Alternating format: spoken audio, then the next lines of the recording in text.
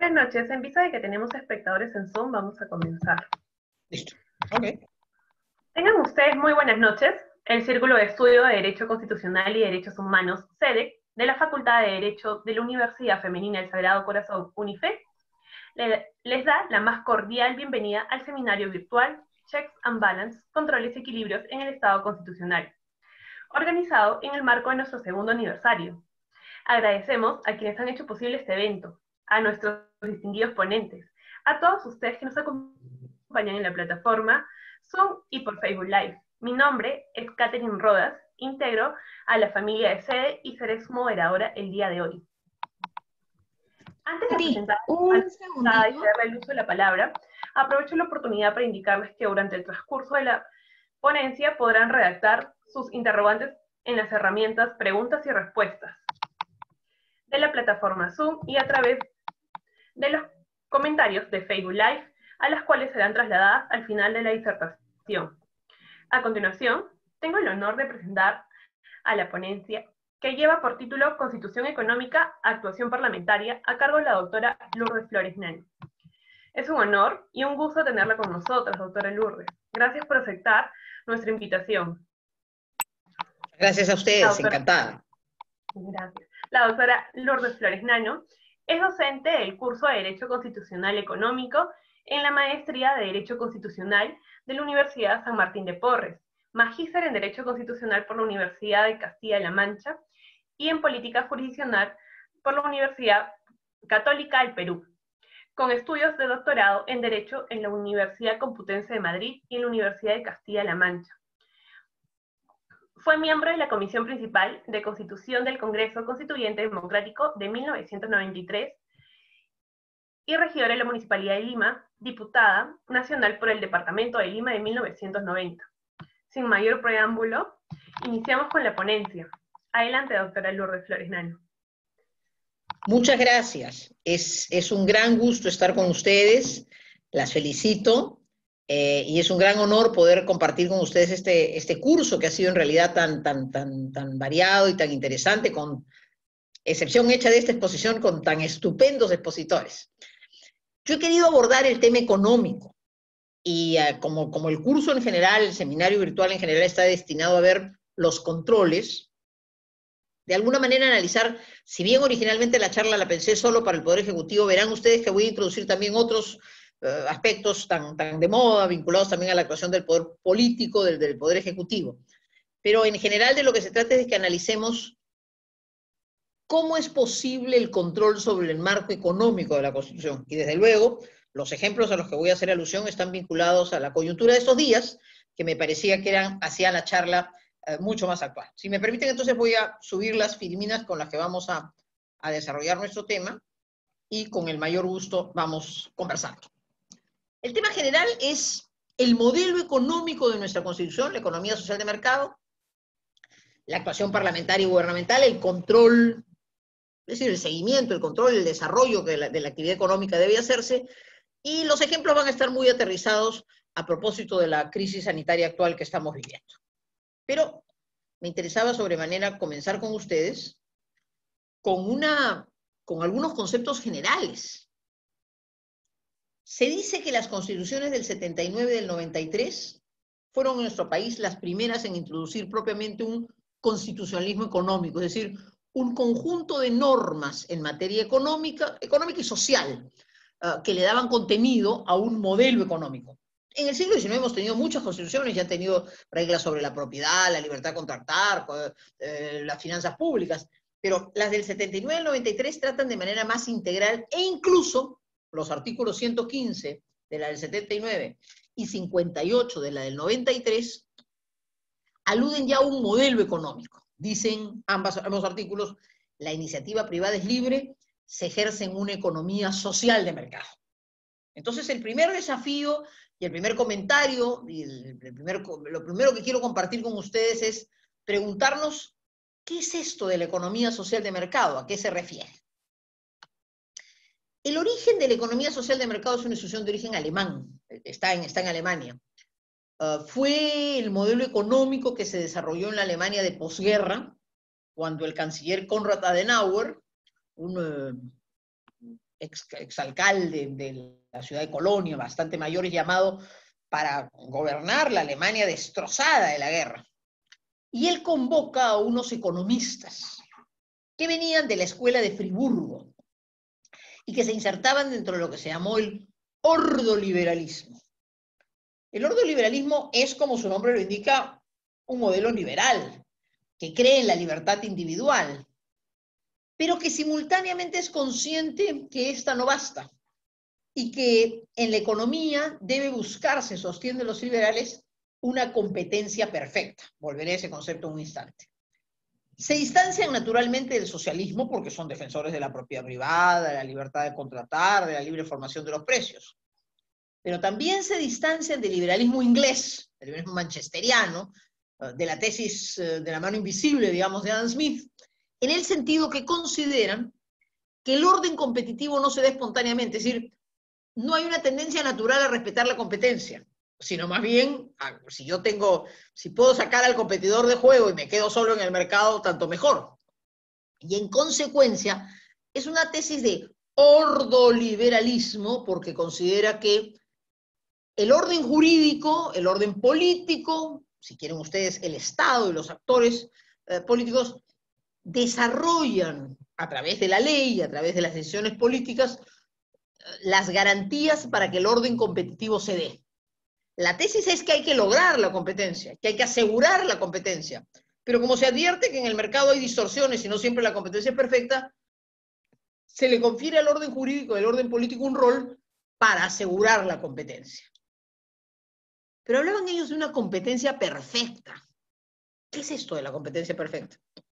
Dicen que la labor del Estado es garantizar que la decisión del consumidor sea posible en razón de la existencia de una variada oferta y de reglas de competencia que aseguren, noten ustedes la última expresión, una competencia de eficiencias. La tesis del ordoliberalismo es una tesis liberal. Se cree en la libre competencia, se cree en la asignación fundamental que el mercado da, se trabaja para que esta competencia favorezca al consumidor. Se cree que el consumidor se beneficie en la medida en que los actores en el mercado compitan. Pero ¿qué es lo que determina quién debe ganar en el mercado? El que tenga más beneficios, aquel que lo proteja, aquel que le dé un subsidio, aquel al que lo ayude. No, aquel que sea más eficiente. La competencia perfecta es la garantía o es la búsqueda de la competencia de eficiencias porque se parte de la premisa que el que es más eficiente buscará ser el mejor. Vamos a ponerlo en términos claros. Ofrecerá lo mejor al mejor precio. Y con eso quien gana es el consumidor.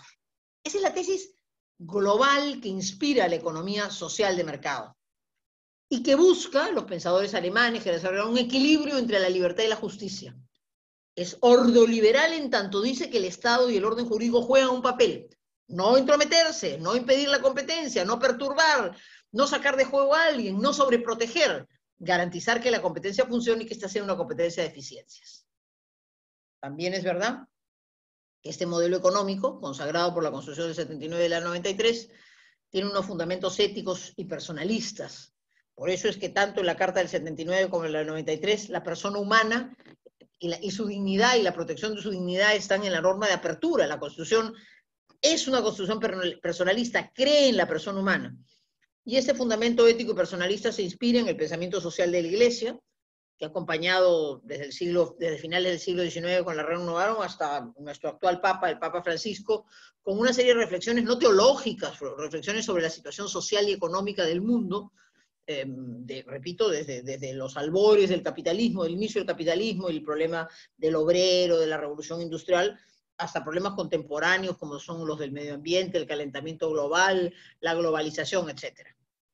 También en el pensamiento protestante, en paralelo, se han desarrollado teorías, ¿no? Küppener, por ejemplo, ha desarrollado lo que vamos a conversar en un instante, el principio de subsidiariedad en sus propios términos. El ser humano vive en una serie de esferas, algunas esferas naturales, la familia, la comunidad, etcétera, y hay que respetar esas libertades.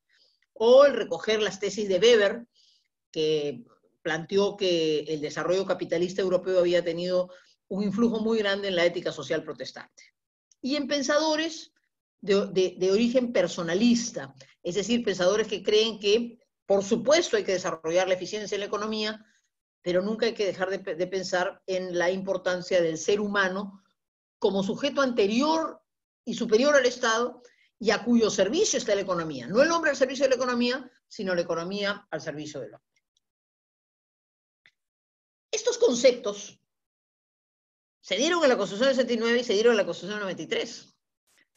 Pero si hacemos un poquito de historia, seremos conscientes que la Constitución del 79, que fue un proceso de liberalización después de 12 años de gobierno militar, en el que todo se había estatizado, en el que había controles absolutos, en el que había prohibición de importar, en el que las actividades estaban normadas y reguladas totalmente por el Estado.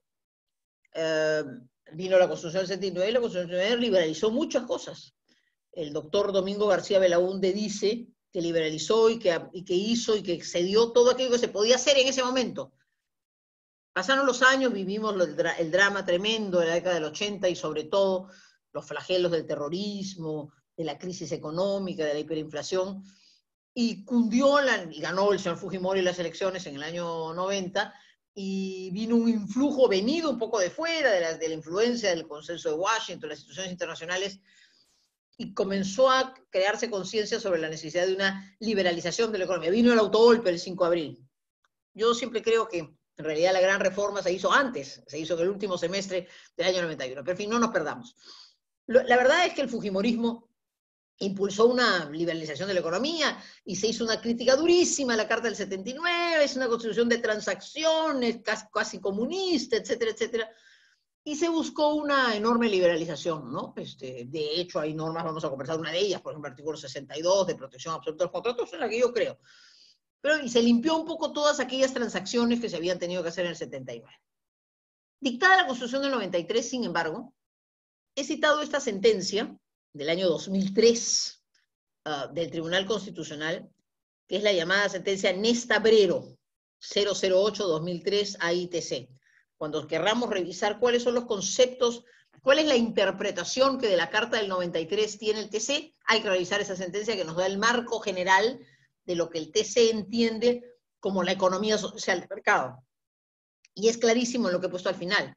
Dice que la construcción económica se da en el marco de un Estado social y constitucional de derecho, que tiene que haber una primacía de la persona humana, que tiene que haber algunas reglas, pero queda clarísimo algo. Dice que el modelo económico consignado en la Constitución del 79 exige el reconocimiento y defensa de una pluralidad de libertades de carácter patrimonial, cuya configuración es binaria. Por un lado hay derechos, el derecho a la propiedad, el derecho a contratar, etc. Pero por otro lado dice también, esas garantías a las que voy a hacer, esas instituciones a las que voy a hacer referencia en un instante, son garantías institucionales.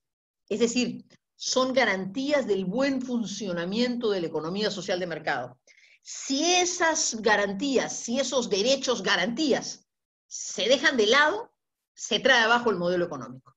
O sea que es una sentencia muy completa porque le da contenido social a la economía social de mercado, porque le da un marco, dice que el prius ético, el primer valor es el de la dignidad de la persona humana, dice que esto se da en el marco de un Estado constitucional y social de derecho, pero simultáneamente marca algunas instituciones que considera que son fundamentales, primero porque son derechos fundamentales de la persona, pero además porque son garantías del funcionamiento de la economía social de mercado. Si estas garantías fallan, el modelo se cae, el modelo no está protegido. Y por lo tanto, esta es una tesis italiana, les corresponde a los poderes públicos inhibirse de hacer cosas que afecten a estas garantías.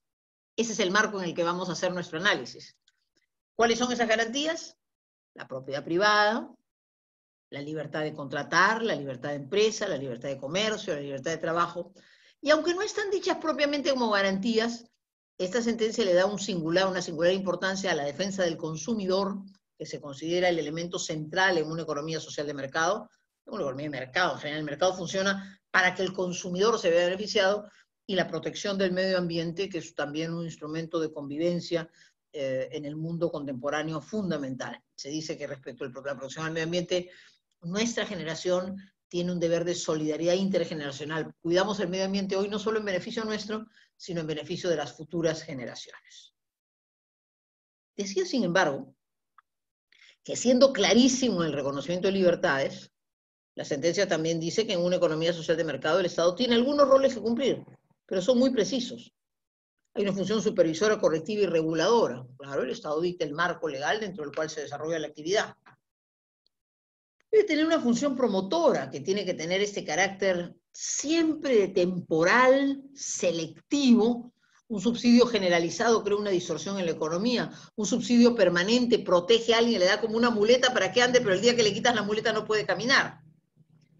Y reconoce 2 artículos de la Constitución que han regulado dónde debe entrar el Estado y dónde no debe entrar el Estado. Artículo 58. La iniciativa privada es libre, se ejerce en una economía social de mercado. Bajo este régimen, el Estado orienta el desarrollo y actúa principalmente en las áreas de promoción de empleo, salud, educación, seguridad, servicios públicos e infraestructura, que se complementa con el 60, que dice que el Estado reconoce el pluralismo económico, que la economía se sustenta en la coexistencia de diversas formas de propiedad de empresa y que solo autorizado por ley expresa el Estado puede realizar subsidiariamente actividad empresarial directa o indirecta por razón de alto interés público o de manifiesta conveniencia nacional.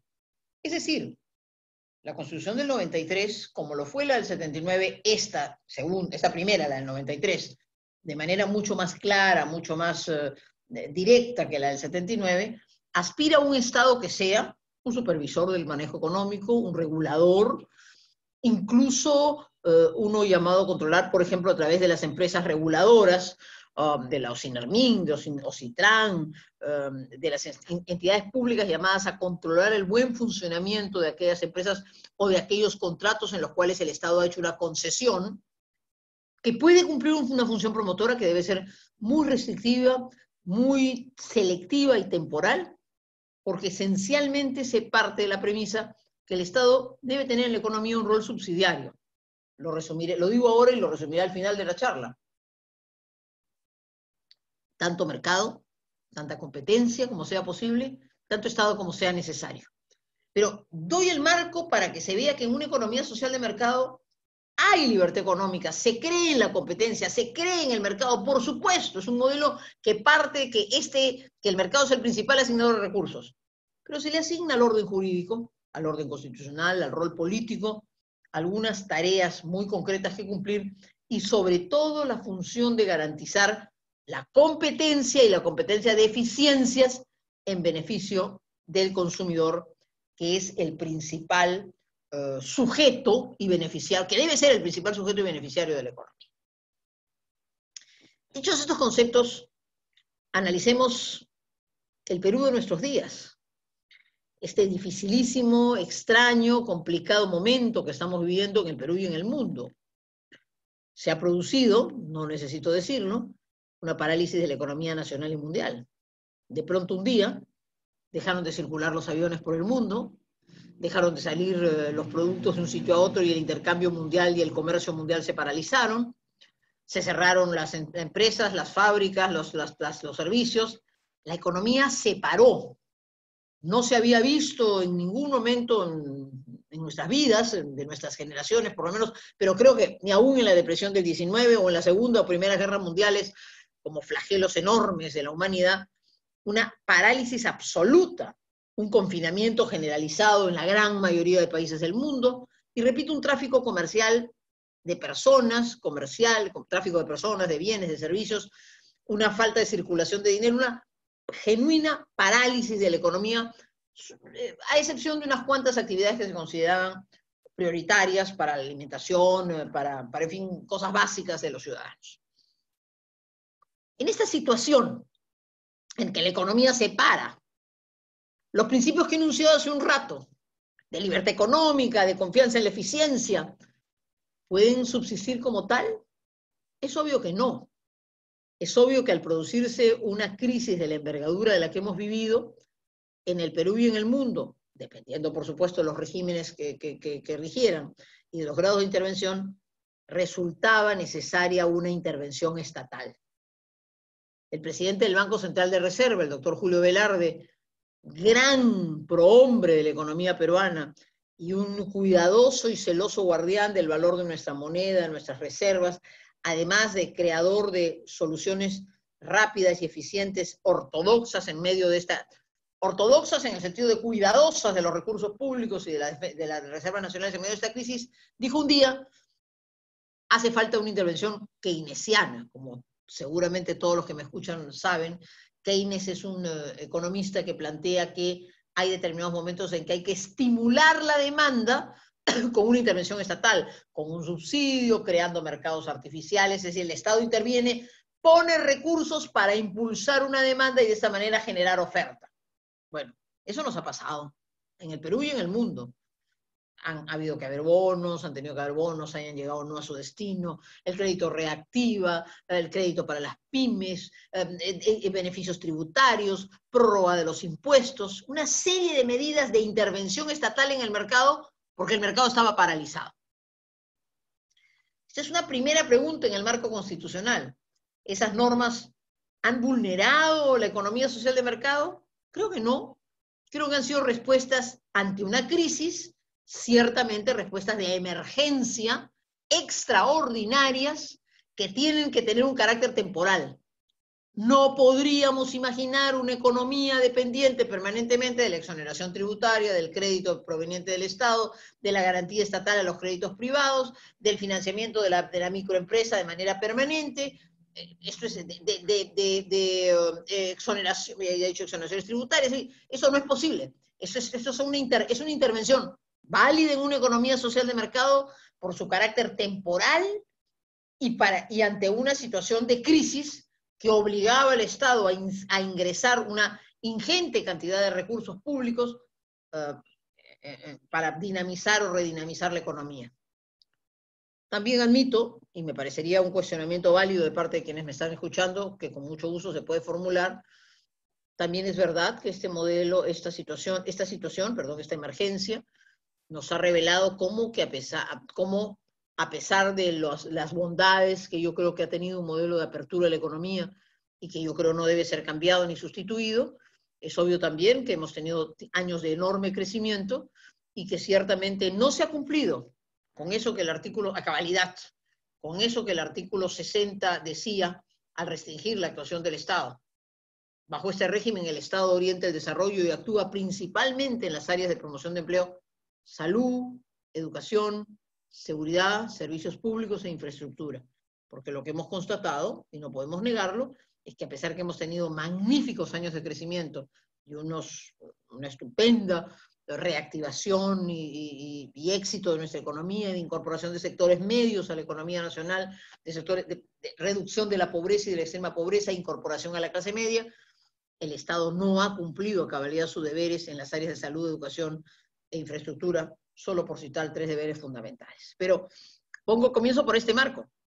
Es obvio que en una emergencia como la que hemos vivido, la economía social de mercado ha sido puesta a prueba en el sentido que el Estado ha tenido que cumplir su rol promotor, su rol de apoyo, su rol supletorio de intervención en la economía ante una parálisis absoluta y una ausencia de mercado, más que eso, una ausencia de intercambio de bienes, de servicios y de personas.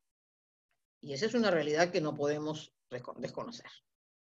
Vamos ahora a las situaciones más peleagudas, más difíciles. La primera me parece que es un área clara en que la emergencia es de tal envergadura que el Estado tiene que salir en auxilio para permitir que la economía se redinamiza. ¿Puede serlo permanente? No. Tiene que cumplir una temporalidad y luego hay que permitir nuevamente que la actividad privada retome su factor de generación del desarrollo. Seguramente, como la crisis todavía es larga, tendrán que darse otras medidas como los que se han hablado. Se habla pues del Arranca Perú, ¿no es cierto?, que es un programa de inversión pública que debe generar trabajo, o se habla de la posibilidad de mayores compras públicas, es decir, que el Estado inyecte a la economía más dinero a través de comprar a la empresa para que produzca, o generar obra pública para que se dinamice actividades como la construcción y todas las que ellas traen consigo. Yo agregaría que haría muy bien, como lo ha dicho un destacado economista, el doctor González Izquierdo, también en pagar a sus deudores, que sería una forma de inyectar seriamente dinero a la economía desde el sector público para permitir que la empresa privada, hoy día carente de toda liquidez por la difícil situación que se ha vivido, pudiera estar en mejor situación. Quiero entrar, sin embargo, con ustedes en el tema que estamos analizando, a mirar otros temas más conflictivos, más difíciles, y cuál ha sido la actuación de los poderes públicos, para preguntarnos si con esa actuación realmente se ha controlado, se ha ejercido, se se ha defendido el modelo económico, se ha defendido la Constitución, o más bien han surgido una serie de respuestas coyunturales que sí se apartan claramente del modelo económico en los términos que he planteado. Y quiero hacer referencia a un ejemplo que es muy claro. Una de las novedades que trajo la Constitución del 93 respecto de la Constitución del 79 fue la introducción del artículo 62 de la Constitución. Es un artículo que dice textualmente: la libertad de contratar garantiza que las partes puedan pactar libremente según las normas vigentes del tiempo del contrato. Eso también lo decía el 79, es decir, el derecho a contratar libremente significa que yo defino con quién contrato y sobre qué contrato. Pero agrega la del 93, cosa que no tenía la del 79, la siguiente frase: los términos contractuales no pueden ser modificados por leyes u otras disposiciones de igual clase. Repito, los términos contractuales no pueden ser modificados por leyes u otras disposiciones de igual clase, de cualquier clase. Punto seguido, los conflictos derivados de la relación contractual solo se solucionan en la vía arbitral o en la judicial, según los mecanismos de protección previstos en el contrato o contemplados en la ley. ¿Qué quiso decir? ¿Qué trajo este artículo 62 de novedad en el ordenamiento constitucional peruano? La intangibilidad de los contratos. Los contratos son ley entre las partes, los contratos tienen que respetarse, y no puede la ley o un funcionario administrativo, no puede el Estado, no puede una autoridad administrativa de cualquier nivel, el alcalde, el gobierno regional, el poder ejecutivo, no puede la ley de la República meterse a un contrato, decir que se tiene que pactar en estos términos, decir que queda sin efecto el contrato, obligar a que las partes pacten distinto porque la ley ahora, después de celebrar el contrato, los obliga a ajustar los términos de su contrato a una norma que se dicta en ese momento. Seguramente el auditorio que me está escuchando es mucho más joven, son chicas, son jóvenes, y las profesoras jóvenes también son destacadas, jóvenes profesoras. Esta fue una reacción frente a una penosa experiencia peruana, cuyo ejemplo más gráfico fue sin duda la famosa ley del inquilinato. Cuando yo tenía la edad de ustedes, estaba en la universidad, y aún cuando me gradué, los abogados, los estudiantes de Derecho, los practicantes con mucha fuerza y luego los abogados, teníamos que lidiar con una ley del inquilinato que establecía unas causales rigidísimas. Tú le alquilabas a alguien la propiedad y prácticamente la perdías. Solo podías sacar si era casa única, si la casa no te alcanzaba y entonces tenías que, la gente inventaba pues un cuartito en el cual el estudiante te necesitaba vivir, en fin, o era finca ruinosa, en fin. Había que hacer maroma y media, trámite y medio para poder recuperar tu propiedad, porque era una ley que decía proteger al inquilino, y entonces prácticamente despojaba al propietario de su propiedad. Pero era la ley la que se había metido en la vida de los contratos. Si yo había celebrado un contrato con alguien, de pronto la ley me decía, no lo puedes sacar, porque solo pues, si tienes otra casa no lo puedes sacar, o no lo puedes sacar si no necesitas circunstancias. O sea, la ley se había metido en las relaciones entre privados para regularlos y restringirlos de una manera bárbara. Para no referirme al primer gobierno aprista, en el cual, por ejemplo, se establecieron controles de precios. Y entonces, de repente, el gobierno establecía tal es el precio de las medicinas, de la comida, de los productos que se importaban, de lo que se exportaba.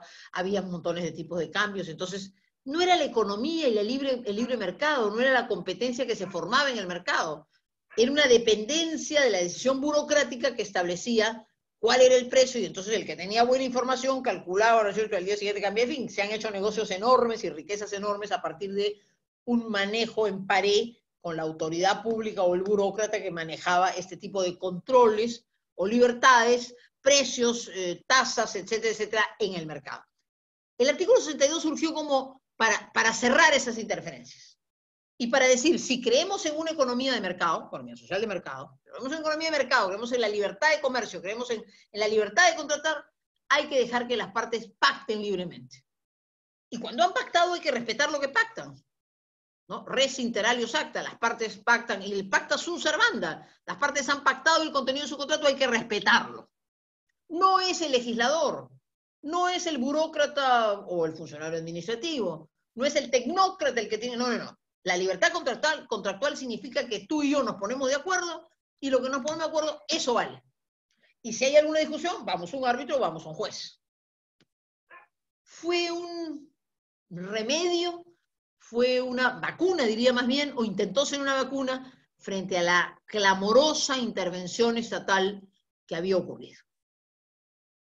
Ocurre, sin embargo, y este es un tema de profunda actualidad, que frente a la crisis que estamos viviendo, así como en unos instantes he dicho con toda claridad que me parece que es propio, es accesible, es absolutamente razonable entre una economía social de mercado, que en una situación de crisis como la hemos vivido el Estado intervenga, ponga recursos, favorezca el crédito, etcétera, etcétera. Pero aquí es donde ha nacido sobre todo esta vorágine populista del Congreso.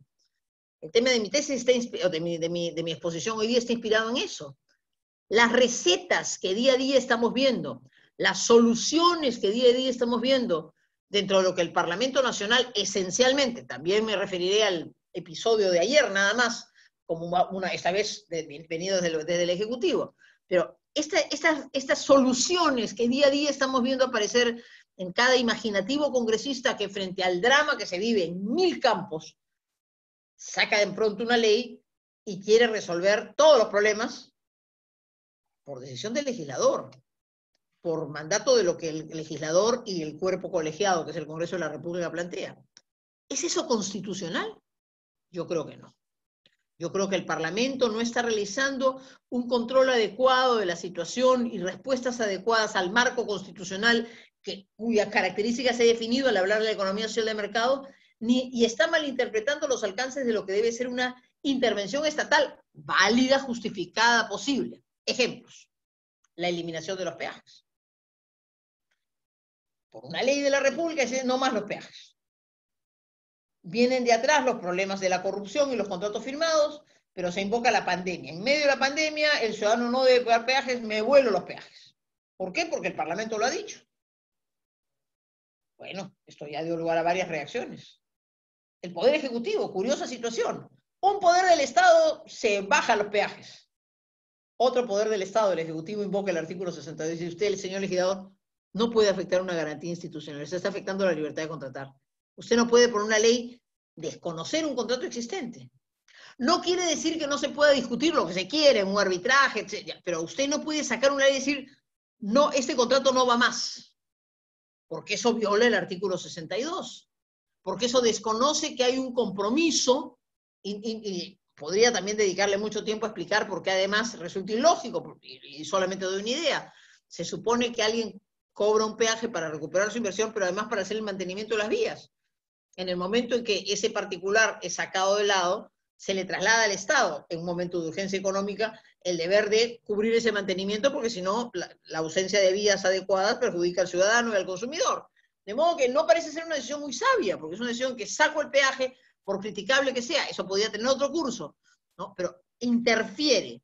Un poder del Estado, a través de la ley, se mete en las relaciones contractuales y de pronto decide, este contrato no va más.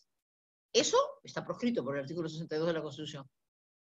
En este momento hay en juego, y seguramente ustedes la seguirán con interés, una acción de inconstitucionalidad contra esa ley en el Tribunal Constitucional, y veremos qué dice, ya está admitida, veremos qué cosa dice el Tribunal Constitucional, cuál es su posición respecto de la posibilidad o no que una ley de la República interfiera una relación preexistente.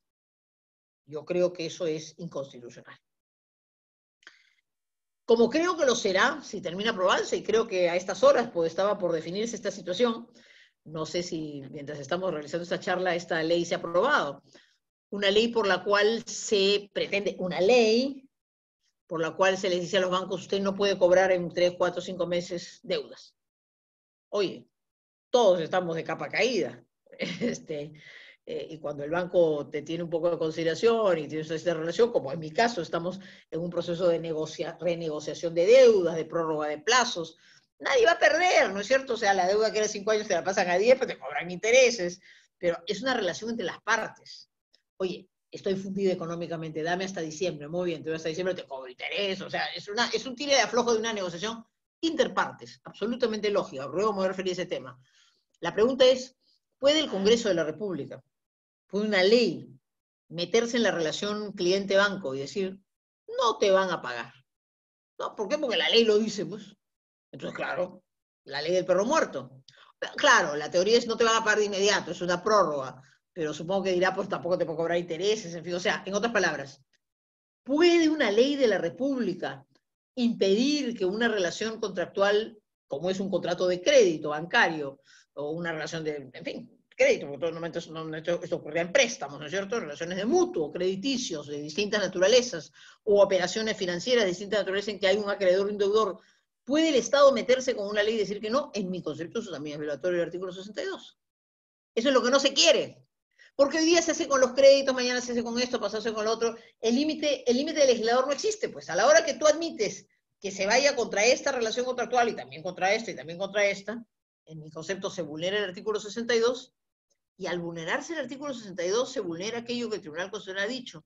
La libertad de contratar es una garantía institucional. Si te tiras abajo la libertad de contratar, estás tirándote abajo el modelo económico, porque es un modelo económico que cree en el contrato, que cree en la autonomía de la voluntad, que cree en el derecho de las partes de fijar sus condiciones. Comprendo que las situaciones son complejas y que, vamos, voy a referirme a ese tema en un instante más. Comprendo que las situaciones, y que pueden haber 1000 situaciones que justifiquen, en un minuto voy a referirme a ese tema.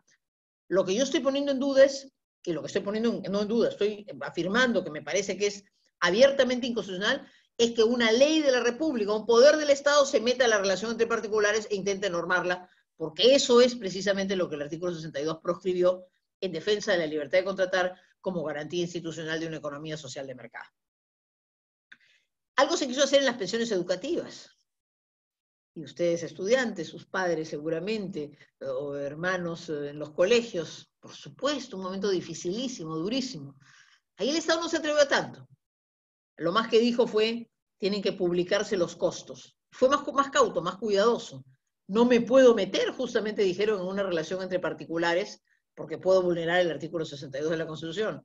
Lo más que sacaron fue, mediante un decreto de urgencia, la obligación que los colegios inseren sus costos para determinar si en efecto los mecanismos de enseñanza virtual tenían el mismo esquema de costos que la enseñanza presencial y por lo tanto si justificaban o no ajustes a la pensión. Ahí el Estado fue más cauto, no avanzó tanto. Y eso fue el Poder Ejecutivo. Los riesgos han venido de estas dos leyes, por citar dos de las varias otras que hay, en que en mi concepto se está rompiendo esa intangibilidad contractual que el Tribunal Constitucional ha dicho es una garantía del buen funcionamiento de la economía social de mercado. La libertad de contratar, en mi concepto, con una grosera intromisión del Parlamento Nacional que está incumpliendo su deber y que está creyendo controlar la economía, que está queriendo guardar ese equilibrio, en mi concepto está realizando actos de carácter inconstitucional que van a tener lamentables consecuencias. Y fíjense que lo que estoy planteando es distinto.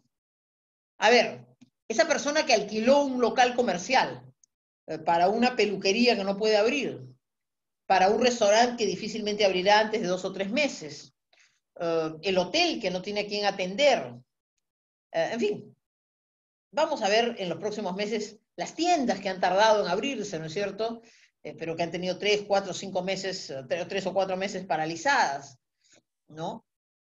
Han vivido sin duda una situación muy difícil. Vamos a ver cientos de procesos arbitrales, judiciales en que se va a reclamar. Unos reclamarán la penalidad porque no me pagaste, la resolución del contrato porque han vencido 2 meses, otros dirán, pero es que no he podido pagar, etcétera, etcétera. Y se plantearán entonces por unos, oye, es que no es que yo no haya querido pagar, ha sido una situación de caso fortuito, de fuerza mayor. Otros dirán, bueno, ya mira, yo estoy dispuesto a pagarte, pero no me pides después que te pague 100 porque no he podido vender nada. Imagínense todas las tiendas en los centros comerciales o cualquier tienda que no han podido vender. Oye, pueden decirme, yo estoy dispuesto, te reconozco, pero no me puedes pedir la misma renta porque resulta que mis condiciones han variado sustantivamente en razón de una situación que yo no, de una norma de orden público, de una decisión estatal que me ha mandado a mi casa y que no me ha pedido. O sea, no es que soy un sinvergüenza que no te quiero pagar, es que no he generado ingresos y en consecuencia necesito sentarme y negociar contigo. Cláusula rebus, o sea, la excesiva onerosidad de la prestación. Para no referirme a otra teoría de origen alemán, que aunque no regulada expresamente en el Código Civil peruano, es una figura válida. La frustración del fin del contrato. No puedo contratar, o sea, yo contraté para tener un restaurante y ¿sabes qué? Mi negocio no me permite, pues, vender delivery, no todo se puede vender por delivery, mi tipo de negocio es otro, y en consecuencia te tengo, pues, que dejar el contrato, porque ya no tiene sentido que yo tenga alquilado un local cerrado. He ejercido posesión, sí, pero una posesión que no me ha permitido cumplir la finalidad contractual. En fin, distintas teorías civilistas de revisión del contrato, pero esto es otra cosa. Esa discusión, claro que se va a dar, y seguramente habrán cientos de procesos judiciales o arbitrales, pero eso es diferente a la interferencia contractual por acto administrativo o legislativo. Esas son discusiones propias de la ruptura del equilibrio en el contrato entre particulares que deben ser resueltas, artículo 62, en vía arbitral o en vía judicial. Repito el texto. Los términos contractuales no pueden ser modificados por leyes u otras disposiciones de cualquier clase. La ley, el señor legislador poderosísimo que rige los destinos de nuestro país, los padres de la patria que han sido elegidos para cumplir este periodo, no pueden meterse en las relaciones contractuales. Si hay conflictos derivados de la relación contractual, se solucionan en vía arbitral o judicial según los mecanismos de protección previstos en el contrato contemplados en la ley. Sé que quizás, mientras digo estas palabras, algunos, y aunque tienen una formación jurídica, me están escuchando, dirían, pero es que un proceso judicial es muy largo, una vía arbitral es difícil y costosa, en el camino hay estas situaciones injustas. Sí, pero esa es la pregunta con la que voy a redondear esta exposición. Es decir, la emergencia es muy dura y obliga a situaciones muy difíciles. Yo creo en esto. Esta filmina que estoy planteando, si me tocara ser árbitro en un proceso, probablemente trataría de ver cuál es esto. No todos los casos son iguales, no siempre es lo mismo, pero creo que hay situaciones que merecerían ser atendidas. No toda situación es una de fuerza mayor, no toda situación es una de excesiva velocidad, o sea, tampoco la regla es absoluta. Esto se está discutiendo en todos los foros, en todo el mundo, ¿no? Y en los contratos internacionales, porque claro, hay una situación de fuerza mayor que ha cambiado las cosas, pero hay que matizar, no toda situación es de fuerza mayor, no toda situación es, en fin, pero habrá muchos en que sí. Y seguramente tendrá que buscarse una equidad y un equilibrio porque el contrato sinalagmático, el contrato supone que hayan prestaciones equivalentes. Entonces, pero esta discusión es distinta a una ley que te dice, no pagas tanto, no dejas de pagar tantos meses. Eso es lo que el artículo 62 proscribe, en defensa de la libertad contractual como una garantía de la economía social de mercado. Vamos a otro tema apasionante. He dicho, y lo reitero, que los defensores de la economía social del mercado, los padres de la economía social del mercado, alemanes, plantearon el ordoliberalismo y reconocían que la competencia no siempre era perfecta. Claro, si somos dos y yo te puedo sacar del mercado, me quiero quedar con toda la torta, ¿no? Nadie es tonto. Quien esté en competencia con el otro, lo que aspira es a ganarlo y sacarlo. Mejor dicho, tiene que competir y tiene que ser mejor, tiene que ser más eficiente, pero si puedo encontrar la forma de quitarme al competidor, me quedo solo en la cancha, ¿no? ¿A quién no le gusta eso? O sea, la tendencia humana es a sacar de juego al rival. La tendencia humana es más bien a acaparar el mercado en su conjunto.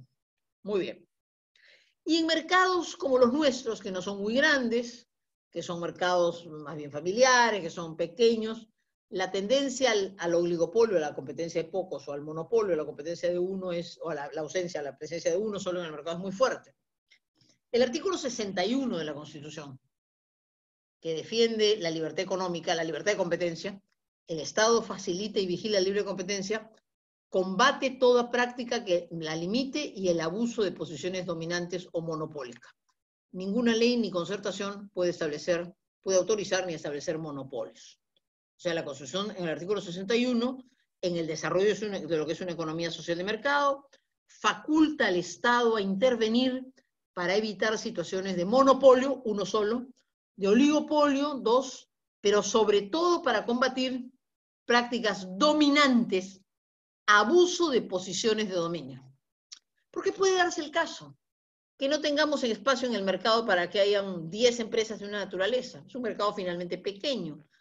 Lo que no puede haber es concertación, lo que no pueden es ponerse de acuerdo y sacar a los demás, lo que no puede haber, se ponen de acuerdo los dos que están en el mercado para elevar los precios en perjuicio del consumidor, para bajar la calidad, ¿no es cierto?, o para acaparar y guardar en determinados momentos. Esto se presentó a propósito del tema farmacéutico, el tema de los medicamentos, hace algunas semanas. Y se planteó el tema. Yo creo que equivocadamente se planteó desde una perspectiva penal, ese era más bien un tema del Indecopi, Pero al final se ha generado una duda. ¿Qué es lo que ha pasado? El mercado de farmacias en nuestro país es un mercado, sí, circunscrito a pocas empresas. Hay un oligopolio farmacéutico, hay pocas empresas y las más grandes de un solo dueño. Una terminó comprando a la otra y en consecuencia, aunque tienen nombres comerciales distintos, en el fondo responden a un mismo titular. Y ese es un proceso que hemos estado viviendo en el Perú y en el mundo durante muchos años. Yo siempre cuento que hace unos 30 años, calculo, un joven que practicaba conmigo, cuyos padres eran químicos farmacéuticos de las viejas farmacias que existían en los barrios, tenían 3 o 4 farmacias, ellos químicos farmacéuticos presentes en su farmacia, el químico farmacéutico era el médico que te atendía en la farmacia, farmacias pequeñas pero muy, muy cercanas a la gente, de una atención muy profesional, escribió su tesis sobre lo que entonces hace 30 años se veía venir, las primeras cadenas que comenzaban a comprar las farmacias locales, y él desarrollaba en defensa, además de lo que era su experiencia familiar, los riesgos que esto ocurriera. Pues ese fenómeno avasalló, ¿no? Comenzaron a aparecer las cadenas fueron comprando las pequeñas farmacias, y así hemos llegado a tener 2 o 3 grandes cadenas de farmacias que a su vez están vinculadas empresarialmente entre sí. Entonces se planteó ese tema, hay un oligopolio y están subiendo el precio de los medicamentos. Creo que no estuvo mal la defensa que las farmacias dieron, o la explicación que al menos dieron. Era una situación, fíjense ustedes, bien interesante, la voy a referir un instante con el artículo 59, porque ¿cuál era la forma de evitar, si es que se estaba mirando que había efectivamente un cierto grado de acaparamiento, que se estaban subiendo los precios? Es que el Estado saliera, y el Estado es un comprador de medicamentos, de medicamentos básicos. Entonces, si el Estado hubiera provisto a la ciudadanía masivamente de productos básicos, de medicamentos básicos, probablemente la recurrencia a la farmacia privada hubiera sido menor porque el Estado los había provisto. Pero el Estado estaba desprovisto de ese stock, o se agotó el que tenía.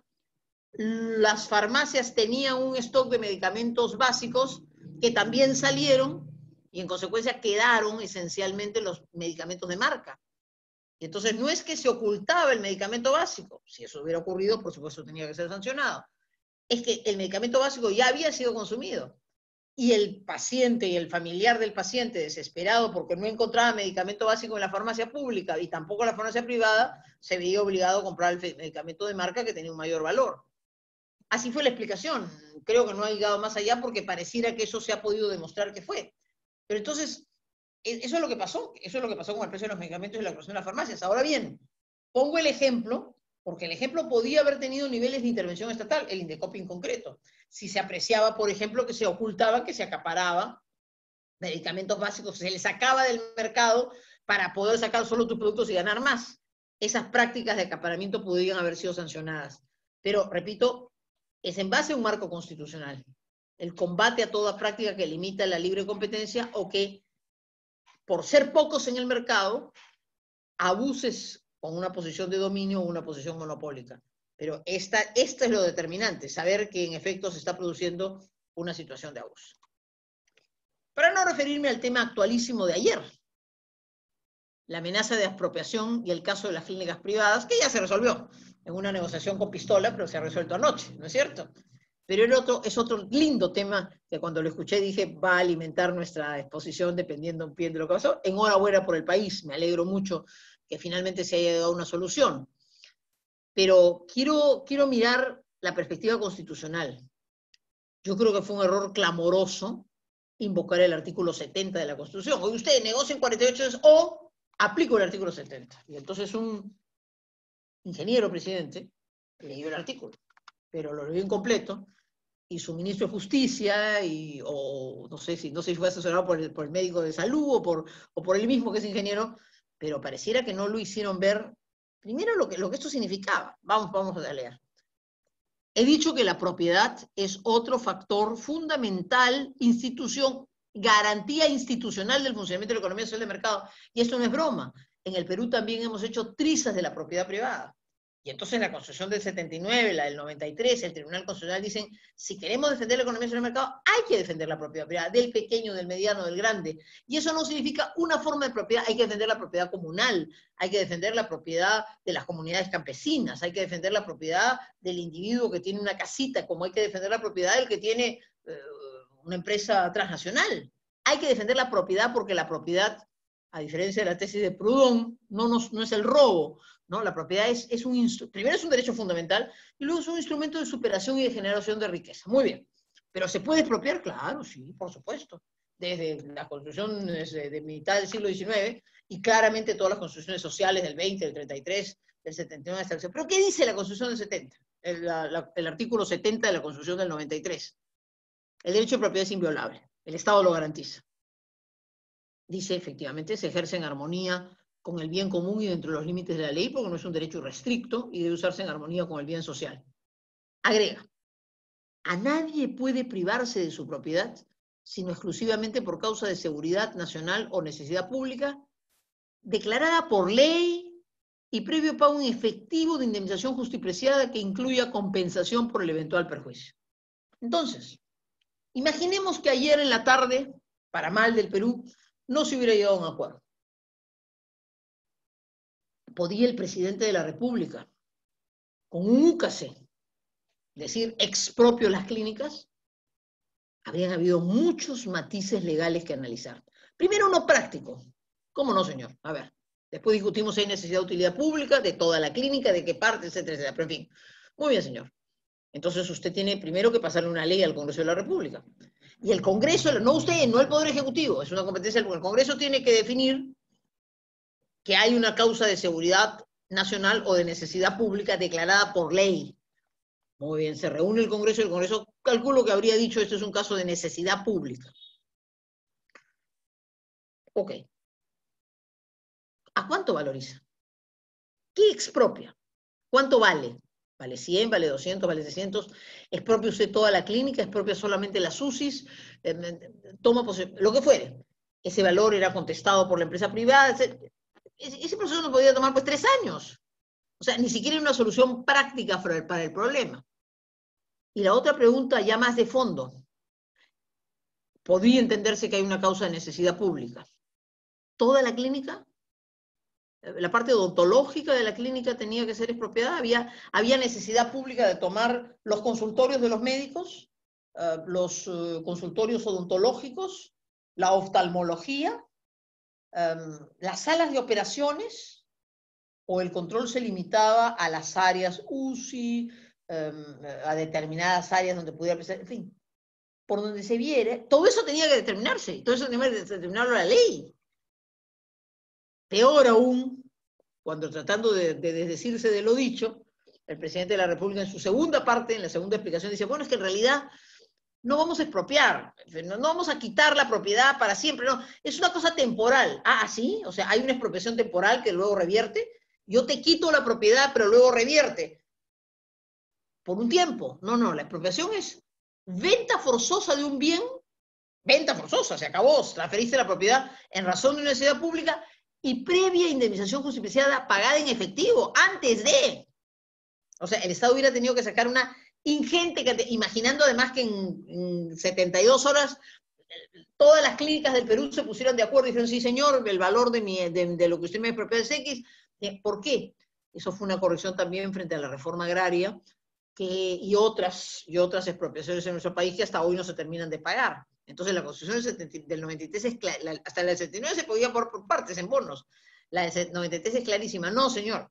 Tiene que haber ley, declararse necesidad pública y pagarse previamente la expropiación. Pagarse al chin chin y al cash la expropiación. Nada de bonos, nada de pagarés, no, es pago al contado. De modo que esa solución era una solución absolutamente inviable. Llevarla adelante suponía un proceso de expropiación cuestionable, con discusión sobre el valor, con arbitraje para definir si no se pone... Absolutamente inviable. Una amenaza lanzada al aire sin viabilidad jurídica. Distinto hubiera sido el concepto si más bien se trataba de encontrar con más fineza, con más cuidado, por ejemplo, una salida a partir del artículo 59, que no habla de quitarle la propiedad a alguien. Dice, el Estado estimula la creación de riqueza y garantiza la libertad de trabajo y la libertad de empresa. Acá lo que está en juego es eso. Se considera que unas clínicas privadas no están prestando un servicio idóneo en un momento de emergencia y que se requiere que contribuyan en una situación de emergencia a esta pandemia facilitando un servicio que estaba siendo cobrado excesivamente o que no se estaba prestando en la medida de lo necesario. Era una parte menor de la cobertura, pero digamos que eso hubiera sido el argumento. Agrega, el ejercicio de libertades no debe ser lesivo a la salud, a la moral, ni a la salud, ni a la seguridad pública. Eso es más fino. Oye usted, vamos a discutir si el ejercicio que usted está haciendo de su libertad de empresa, que se reconoce constitucionalmente, está llevándose adelante adecuadamente, porque estimo que, razonando en ese sentido, no está usted contribuyendo en una situación de emergencia en los términos que debe contribuir. Claro, la respuesta del sector privado ha sido, es que yo estoy dispuesto a brindar las camas, etcétera, pero tú me tienes que pagar, y esa ha sido la negociación. Te pago 30, te pago 80, te pago 100, te pago 55, y ahí han quedado aparentemente, porque hasta ahora creo que no firman el contrato. Pero quiero hacerles ver que no estás tocando la Constitución como se encuentran soluciones.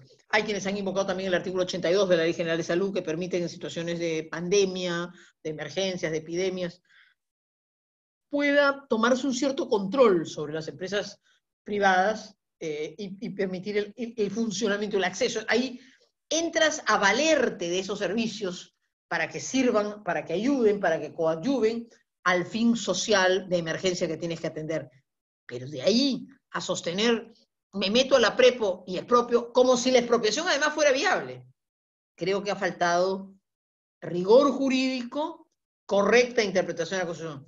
Habría sido un patinazo terrible pretender entrar por el lado del artículo 70 de la Constitución, porque además creo que simplemente esas expropiaciones hubieran sido al infinito y no hubieran resuelto el problema. Y como además, para poder expropiar, es decir, transferir propiedad, tendría que haber entrado. La única forma de poder haber tomado un cierto control era a partir de fórmulas como las limitaciones a la libertad de empresa, y en mi concepto, en cualquiera de los casos, suponía también una contraprestación.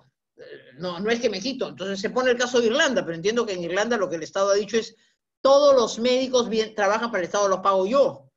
Todos los servicios, ¿no? En Chile han tomado una decisión igual, calculo que es igual, o sea, el Estado va a pagar esos servicios, los controla, los pone bajo sus órdenes para que haya una uniformidad y para que se cubran las necesidades. Pero de ahí al caballazo de pretender, de anunciar una expropiación, después convertirla en una expropiación, parcial y temporal que va a revertir, y después, es no saber, es no tener un mecanismo claro de carácter constitucional. Me parece, como digo, que más fino se podría haber hilado por el lado de la libertad de empresa con el artículo 59, complementada por la Ley General de Salud, hasta si quieren más bárbaramente por una ley como la de movilización, que permite una cierta intervención en ciertas circunstancias. Ya el señor Urresti, que digamos tiene que competir, ¿no es cierto?, con el Poder Ejecutivo, ha anunciado, creo que han aprobado ayer, una modificación a la ley de movilización, cuyo texto no he leído, pero que seguramente pues avanza a todo trote en lo que consideran que deben ser intervenciones del Estado. He puesto esos tres ejemplos para concluir con esta idea. Ni aún una situación dramática, difícil, como la que estamos viviendo, justifica no buscar un amparo sólido constitucional. En una economía social de mercado, y no estoy hablando de una economía pura de mercado, pero tampoco estoy hablando, por supuesto, de un estatismo galopante, de un intervencionismo estatal. Estoy hablando de una economía social, de nuestro marco constitucional. Debe garantizarse tanta libertad como sea posible y tanto Estado como sea necesario. Es un modelo económico de equilibrio entre la libertad económica, el derecho a la libertad y algunas intervenciones, y el orden jurídico llamado a garantizar la defensa en un Estado social y constitucional de derecho de la persona humana y de sus derechos. Pero la respuesta no puede ser el populismo. El populismo, que normalmente hace uso de eso, del poder de quien está, de quien tiene una cierta fuerza para legislar, para dictar actos administrativos, pretende ingresar a toda relación jurídica y fijar sus reglas. Las fija él, las determina él, el burócrata que establece qué es lo que debe hacer, el legislador que dice que debe ser, y no permite que sean las partes las que defiendan aquello que libremente plantearon. Esos costos pueden ser muy teóricamente beneficiosos en el cortísimo plazo. Pasan unas facturas tremendas y yo creo que deben ser absolutamente eliminados. Como quiera que estoy en un foro jurídico, sostengo que la mejor forma de garantizar un buen funcionamiento de nuestro país y una defensa aún en momentos tan duros y dramáticos como estamos viviendo es la defensa de la Constitución. El uso de las vías constitucionales, no saltarlas a la garrocha, no imaginar respuestas populistas de corto plazo, no inventar soluciones o inconstitucionales. Eso solo conduce a un desorden, al deterioro de un modelo económico que nos ha costado mucho tiempo construir, y como soy una persona de fe y creo que estas situaciones se revertirán, a que cuando pase la emergencia nos preguntemos por qué hemos hecho este destrozo que resulta muy difícil, sobre el que resulta muy difícil reconstruir. Concluyo esta exposición entonces diciendo que tenemos un modelo económico que debe ser preservado, respecto del cual hay unas intervenciones estatales que son válidas y hay unos controles que deben ser ejercidos. No hay una libertad irrestricta, ni hay un estatismo ramplón que ingresa a todos los lados. Hay que cuidar la Constitución, hay que interpretarla permanentemente y hay que defender sus normas. Y tengo la sensación que en algunas de las respuestas que como ejemplos he presentado, no está en juego eso, sino un afán populista de responder coyunturalmente sin medir las consecuencias, no solo de carácter jurídico, de vulneración clara de la Constitución, sino incluso en términos económicos e incluso en términos políticos, porque nos enseñan que puedo resolver las cosas con una supuesta solución mágica y no con la serenidad de la solución que a veces, apegada a la Constitución, puede ser más difícil, pero termina siendo siempre más eficiente. Eso es lo que quería presentarles como tema y estoy a la orden, por supuesto, para el comentario y para las preguntas que quieran hacerme con todo gusto. Encantada.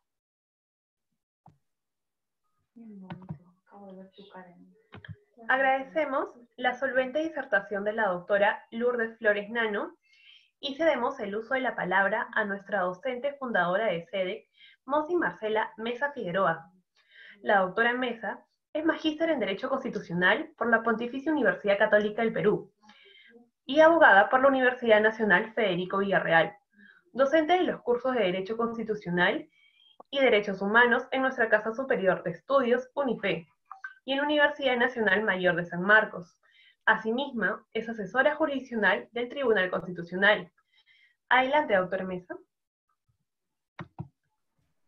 Muchas gracias, Katy. Muchas gracias, doctora Lourdes Flores, por su brillante exposición, muy dinámica sobre todo, y ajustada a la realidad, ¿no? Una realidad que nos exige debatir este tipo de temas en foros académicos y de pronto un poco privados desde de cualquier tipo de enfoque, básicamente pues ideológico o populista, como usted bien ha señalado. Bueno, la doctora Lourdes Flores, y en estos minutos que tengo, en realidad lo que se me ha asignado es, de alguna manera, hacer una compilación de su exposición y de pronto por allí algunos comentarios. El primero de ellos está referido, pues, al hecho de que la doctora nos ha hecho recordar un poco la inserción de las libertades económicas en nuestro modelo constitucional, ¿no? Y cómo a lo largo del constitucionalismo histórico peruano, estas han ido pues ganando luchas, ¿no? Que se han visto reconocidas en nuestras constituciones desde las primeras del siglo XIX hasta convertirse, después cada uno de estos derechos o libertades conquistadas, ya en toda una estructura, en todo un modelo, ¿no? Que se ha cimentado en la Constitución del 79 y por supuesto se ha consolidado muchísimo más en la Constitución vigente, la Constitución del 93. Y a este modelo pues se denomina economía social de mercado. La doctora Lourdes Flores nos ha hecho también una referencia, digamos, histórica, pero comparada también, ¿no? Indicando que un poco el origen de este modelo de economía social de mercado está en el ordoliberalismo alemán, ¿no? Aquel que, a diferencia del liberalismo clásico o inglés, sí permite, o en todo caso considera que es necesario determinado tipo de participación estatal, pero en la medida que existe un equilibrio, ¿no? Siempre y cuando se entienda que la competencia ha generado, o en todo caso ha tenido algún tipo de imperfección o brecha, ¿no? Que requiere ser subsanada a partir del derecho. En ese sentido, ella nos dice que este ordoliberalismo, pues, implica un equilibrio entre la competencia y la justicia. Entonces, inspirados por este modelo ordoliberal, es que en nuestra constitución anterior se insertó este modelo de economía de mercado, pero con un elemento fundamental, ¿no? Que es el elemento social. Y ya insertándonos en el modelo económico, o en todo caso en la constitución vigente, pues se debe considerar el desarrollo que ha llevado a cabo nuestro Tribunal Constitucional al respecto. como bien señala la doctora Lourdes Flores, si es que queremos estudiar los contenidos de nuestra Constitución económica, pues es necesario acudir a la sentencia Nesta Breve, ¿no? En ella el Tribunal Constitucional ha desarrollado de forma bastante detallada tanto el modelo, desde una perspectiva macro, institucional, como cada una de las libertades y derechos que lo conforman, ¿no? Y allí hay un tema fundamental que me gustaría resaltar, que de hecho la doctora lo ha señalado varias veces, que es que todas estas libertades que forman parte, las libertades económicas, ¿no? Que forman parte de este modelo, que son la libertad de contratación, libre iniciativa privada, la libertad de empresa, la libertad de comercio, la libertad de trabajo, la libre competencia, todas ellas no son solamente libertades y derechos, ¿no? En el sentido estricto del término, sino que a su vez son garantías institucionales, lo que implica que su vulneración se traduce en una vulneración del modelo mismo. Por tanto, nuestro Estado pues está llamado a proteger estas libertades. Ahora bien, ello no implica pues que el Estado esté totalmente ausente, ¿no? Y en circunstancias como las actuales es que justamente se pone un poquito a prueba hasta dónde merece el Estado, hasta dónde puede insertarse dentro de este marco subsidiario que le asigna la Constitución, ¿no? Esto que se ha denominado subsidiariedad horizontal, ¿no? Hasta dónde puede ingresar el Estado.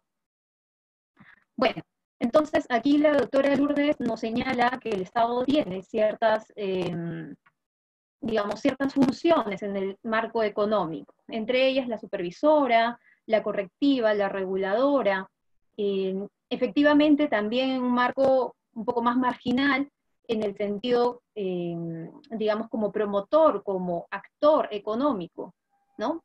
Claro que este tema no se ha desarrollado porque básicamente lo que nos interesa es el Estado como promotor, ¿no? Como regulador y promotor de la competencia, y en todo caso, como agente que interviene en estos desperfectos del mercado.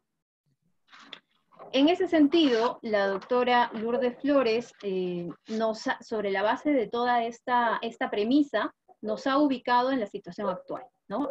Tan vigente el debate, y de hecho no tan ajeno pues a todo tipo de latidos, ¿no? De corazonadas, de pensamientos y de sentimientos por parte de la ciudadanía.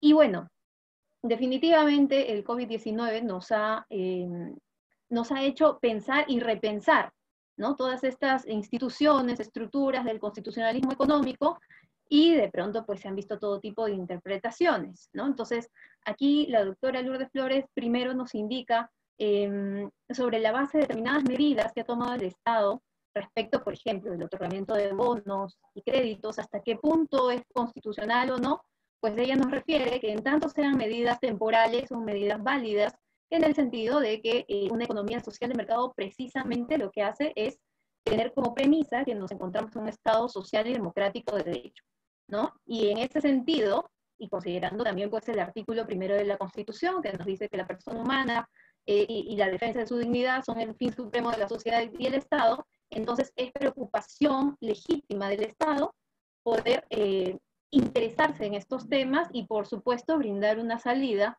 hacia esta grave crisis económica, no solamente sanitaria, ¿no? Sanitaria más económica que ha generado el COVID-19. Entonces, estas medidas, pues, a consideración de la doctora Lourdes Flores, en efecto, son válidas y fueron necesarias o son necesarias en tanto sean temporales, ¿no? En tanto dure esta crisis sanitaria. Ahora bien, ya puntualmente entrando a temas de pronto un poco más controversiales, la doctora ha considerado a bien identificar 3 aspectos fundamentales que seguramente todos nosotros en algún momento hemos discutido, ¿no? En casa, con familiares, con amigos, académicamente, con estudiantes, colegas, etc. Y estos 3 son los siguientes, ¿no? El tema de la eliminación del pago de peajes, el oligopolio farmacéutico y básicamente un tema reciente, ¿no? Como bien ha señalado, la expropiación de las clínicas privadas. Entonces, me parece que de forma bastante didáctica la doctora Lourdes Flores ha elegido estos 3 temas, además de ser actuales, porque cada uno de ellos nos permite desarrollar uno de los aspectos o una de las libertades económicas puntualmente, distintas entre sí, ¿no? Cuando hablamos, por ejemplo, del tema de eliminación de los peajes, la doctora se ha enfocado en el análisis de esta libertad económica, que es la libertad de contratación. Ya el Tribunal Constitucional lo ha dicho en el caso Nestabrero y en jurisprudencia reiterada, que esta libertad implica pues la facultad que tiene toda persona de elegir con quién contrata, con quién pacta, y finalmente cuáles van a ser los términos de ese pacto, ¿no? Sobre qué va a pactar. Y en ese sentido, los contratos que se realicen entre privados o entre privados y el Estado, pues se tienen que respetar, ¿no? Son ley entre las partes. Y finalmente, pues no puede un tercero intervenir en esa libre negociación. En ese sentido, en el caso concreto de los peajes, pues la doctora Lourdes Flores nos indica que esa intervención, a propósito de una ley, ¿sí?, que se ha aprobado para eliminar los peajes, pues transgrediría justamente este contenido de la libertad de contratación, ¿no?, que es el hecho de delimitar con quién contrato y sobre qué contrato, y cuáles son las cláusulas de ese contrato. Efectivamente, este caso se encuentra actualmente en el Tribunal Constitucional, que seguramente con prontitud le dará alguna respuesta, ¿no?, identificando de pronto, definitivamente, tiene que hacer todo un análisis de el aspecto económico de nuestra Constitución y los alcances y límites que tiene el ejercicio de determinadas libertades en nuestro país. Y en todo caso, si es que se encuentra justificada la intervención estatal, en este caso la del legislador, ¿no?, en este sentido.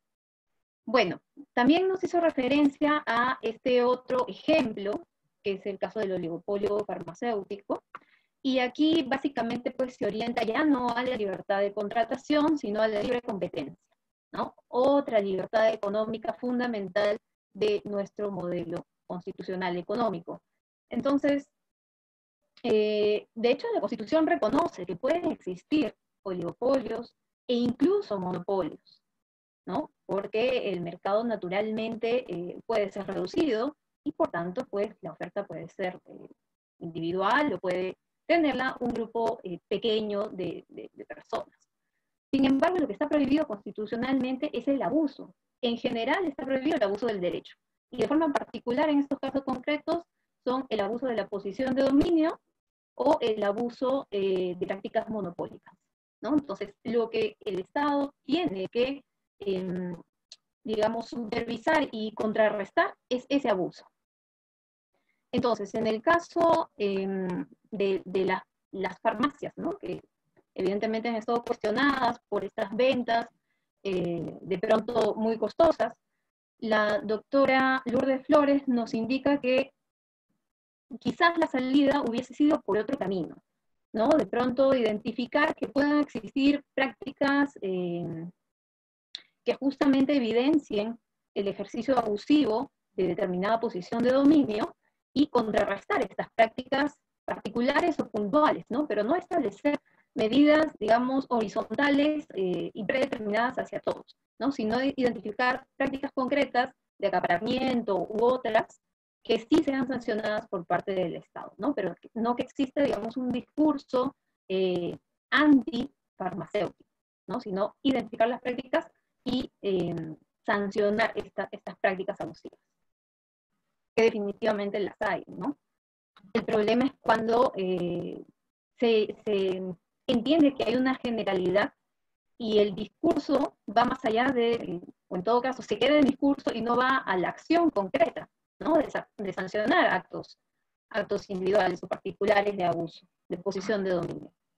Y bueno, y el tercer ejemplo que la doctora nos ha señalado, pues es tan reciente, ¿no?, el de las clínicas privadas, y a propósito de ese caso, ya luego de analizar la libertad de contratación y luego de analizar la libre competencia, pues ingresa al plano de una garantía pues fundamental, ¿no?, la propiedad, el derecho de propiedad.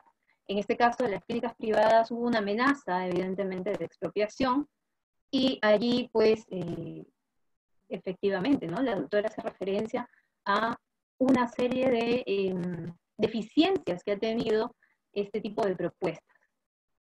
de todo tipo, ¿no? De toda naturaleza estas deficiencias. Una, que considero que sería la más importante, es la deficiencia desde una perspectiva de competencias. ¿A quién le corresponde hacer qué? ¿No? Entonces, como bien lo señalaba la doctora Lourdes Flores, en efecto la propiedad se protege, es intangible, etcétera, pero la Constitución sí permite excepcionalmente que se pueda expropiar. Pero ¿quién lo puede hacer? ¿Quién lo debe hacer? En todo caso, solo el Congreso de la República. La Constitución establece de forma expresa que es a través de una ley que se puede expropiar, ¿no? Entonces, por ahí hay un problema de competencia que no es menor, que no es un tema formal, es un tema de fondo, es un tema importante. Pero además de eso, está el tema de la necesidad, ¿no? Por supuesto, este análisis lo tendría que hacer el legislador, el análisis de la necesidad, el análisis del justiprecio y un problema más bien operativo, ¿no? Que sería el tema de qué expropio, tengo el dinero para hacer el pago del justiprecio en efectivo, o de pronto ese dinero estaría mejor invertido de otra forma, ¿no? Entonces, bueno, hay una serie ahí de problemas jurídicos, técnicos, de competencia, operativos, presupuestarios y demás, que de alguna forma, pues, lo que hacen es dar cuenta de determinadas propuestas no tan rigurosas, ¿no? Y bueno, de pronto, aquí nos da una alternativa, ¿no? Nos dice la doctora Lourdes Flores que quizás hubiese sido más interesante retroceder un poquito en la Constitución e ir al artículo 59 e identificar que, si bien el ejercicio de la libertad de empresa también forma parte de estos pilares de nuestra Constitución económica, tampoco pues se encuentran ajenos a límites y a prohibiciones de prácticas abusivas. En ese sentido, la propia Constitución establece que el ejercicio de esta libertad, la libertad de empresa, no puede ser lesiva a la salud pública, ¿no? Y de pronto ese hubiese podido ser el camino, ¿no? Un camino de pronto más interesante de la mano con el artículo 82 de la Ley General de la Salud, que en efecto permite pues que exista cierto tipo de intervención del Estado en la economía, pero que no llega al ámbito pues de privar de un derecho fundamental que es el de la propiedad. Y solamente para terminar quisiera quedarme con una reflexión que nos dice la doctora Lourdes Flores, ¿no? Nosotros debemos propender a lo siguiente: que exista tanta libertad como sea posible y tanto Estado como sea necesario, ¿no? Y a ello yo le agregaría, máxime en estas circunstancias en las que este valor, la libertad, que tantas luchas nos ha costado a lo largo de la historia de la humanidad, se encuentra pues limitado en una situación de emergencia. Eso sería todo. Muchísimas gracias, doctora Lourdes Flores. Me parece que esta quinta sesión de nuestro seminario virtual pues ha sido un éxito, y no solamente esta, ¿no? Sino también las anteriores, y agradecemos. Me permito de esta manera también cerrar, igualmente Katy lo va a hacer. Agradecemos a todos aquellos que nos han seguido estos 5 días de análisis de derecho, ¿no? Un tema de pronto no tan tocado, ¿no? Que es el del checks and balances, controles y equilibrios en el Estado constitucional, porque de pronto cuando pensamos en constitucionalismo, normalmente nos orientamos a la parte dogmática, es decir, derechos fundamentales, y nos olvidamos un poquito que hay una parte importante, que es la parte orgánica, ¿no? La estructura del Estado, que finalmente pues es el pilar para poder tutelar los derechos. Y bueno, muchas gracias a todos. Nuevamente, doctora Lourdes Flores, esperamos tenerla en alguna próxima oportunidad. Adelante, Katy.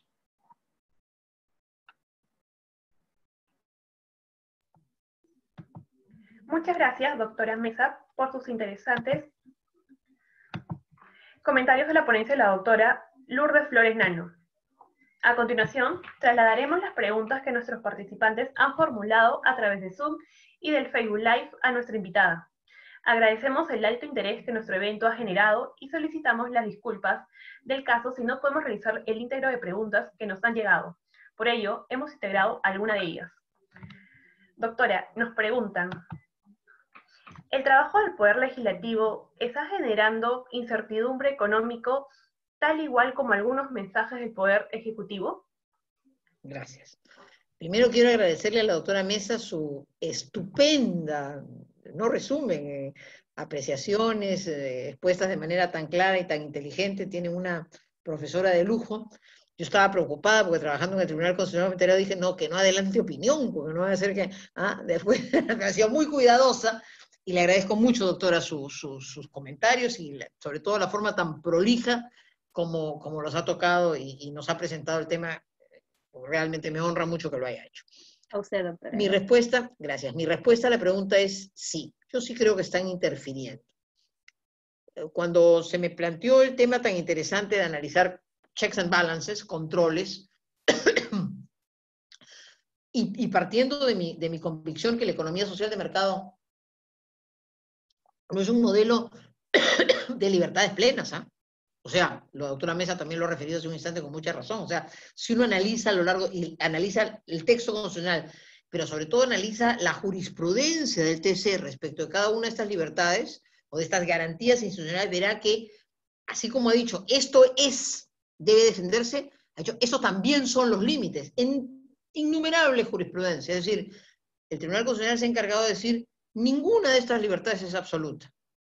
Pero sí hay unos límites. Hay una lógica constitucional.